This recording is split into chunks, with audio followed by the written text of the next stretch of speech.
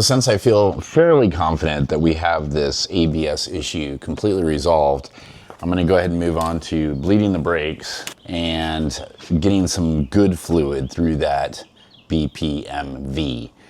And so the way I'm gonna do that is I'm gonna use a turkey baster. I think it's called the Ranger method. I don't know, some of the Corvette guys can correct me in the comments if you want. But basically we're gonna take all the fluid out of the master cylinder right now that's currently in there that is dark and nasty, and we're gonna suck it out with this, and we're gonna put it, we're gonna get rid of it. And then we're gonna fill it up with this RBF 600.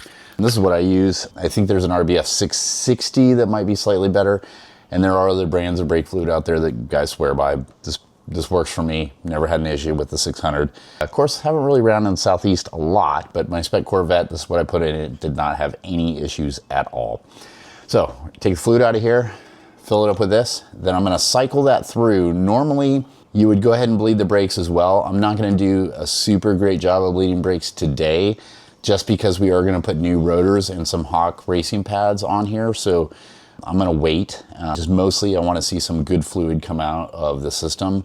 I'll probably even do the closest corner just so that I can get the fluid out of there a little bit. But once we start to see some clear fluid coming out of it, I'm gonna feel pretty comfortable that we're good. And then I probably won't continue trying to bleed anything up until we change out all the brakes. And then I'll come back and do a really thorough bleed job on the entire system. But that's where we're at. So watch along as get some dirty work done here. I'll show you a little trick. One of the things I like to do that is nice when you're at the track and you don't have drain pans or access to disposing of old oils and fluids. I take an empty one of these after I've used it.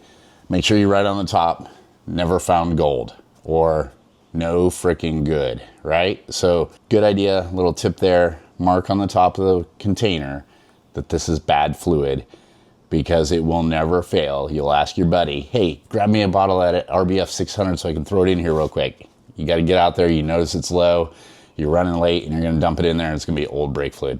It happens every time. So, never found gold, or nobody's fool's gold. Thing of interest, I actually drove the fool's gold funny car. Anyway, no freaking good. NFG.